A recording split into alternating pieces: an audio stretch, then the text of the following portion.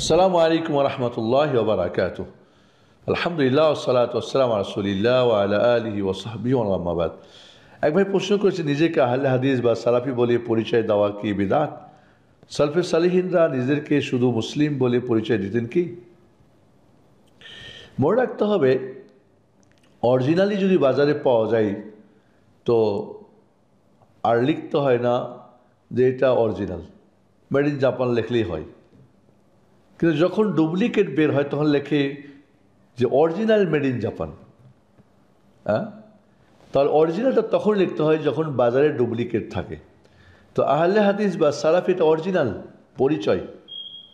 কিন্তু যখন আমাদের সমাজে মুসলিম নামের পরিচয় দিয়ে সবাই তো মুসলিম, কবর পূজারীও মুসলিম, বেদাতিও মুসলিম, সবাই মুসলিম, যখন প্রয়োজন হবে নিজের পরিচয় আহলে হাদিস বা সালাফি বলে দেওয়া, যাতে করে বাতিলদের থেকে সেটা পার্থক্য হয়।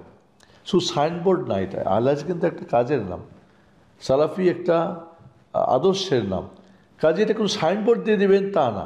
যারা সাইনবোর্ড দিয়ে আহলে হাদিস বলে তার জন্য তো আহলে হাদিস বলা যায় হবে না, কারণ এটা তো মিথ্যুক হয়ে যাবে। নামা আহলে হাদিস কিন্তু কাম করে কি হাদিস বিরোধী, কোরআন সুন্নাহ বিরোধী, তাহলে কিসের আহলে হাদিস? সালাফি বলে দাবি করে, সালাফিদের আচার আকীদা, মানহাজ, আমল, আখলাক, তার জুহুদ, তার মুআমালাত, মুআশারাত কিছুই নেই, কিসের সালাফি হলো? কাজে এটা লেবেল হিসাবে না, বাতিলের মোকাবেলায় সত্যকে পরিচয় দেওয়ার জন্যে প্রয়োজনে জায়েজ রয়েছে। আহলে বলে দিন রাত খালি আপনি সাইনবোর্ড নিয়ে ঘুরবেন এমনটা না, প্রয়োজনে। বাকি মুসলিম তো সবাই আনসার ছিল, আনসার মহাজের ছিলেন, এরপর সব মুসলিম ছিলেন। এরপর আহলুস সুন্নাহ ওয়াল জামাত কেন হলো? কারণ ওখানে আহলুর রায় হয়ে গেল। আহলুল হাদিস হলো কারণ আহলুর রায় হয়ে গেল। এরা রায় মানে, এরা কিয়াস মানে, এরা কোরআন সুন্নাহ মানে। যখন আহলুল বিদআ ওয়াল ফুরকা হতো, আহলুস সুন্নাহ ওয়াল জামাত হলো।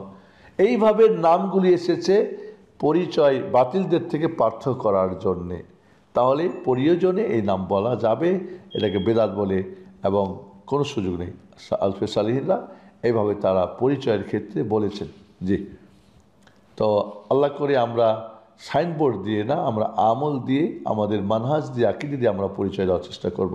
ওয়া সাল্লাল্লাহু আলা মুহাম্মদ ওয়া আলা আলিহি ওয়া সাহবিহি আজমাইন। আসসালামু আলাইকুম ওয়া রাহমাতুল্লাহি ওয়া বারাকাতুহু।